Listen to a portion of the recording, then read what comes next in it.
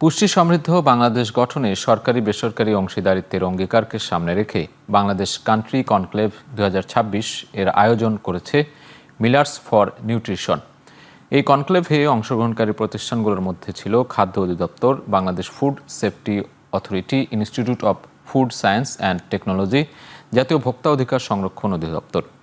কনক্লেভের মূল উদ্দেশ্য food fortification কার্যক্রম এগিয়ে নিতে সরকারি বেসরকারি অংশীদারিত্ব শক্তিশালী করা, ফুড সেফটি সিস্টেম অনুসরণ করা এবং বাংলাদেশের খাদ্য প্রক্রিয়াজাত শিল্পে অটোমেশন ও কৃত্রিম বুদ্ধিমত্তা সহ উদ্ভাবনী প্রযুক্তির ব্যবহার উৎসাহিত করা।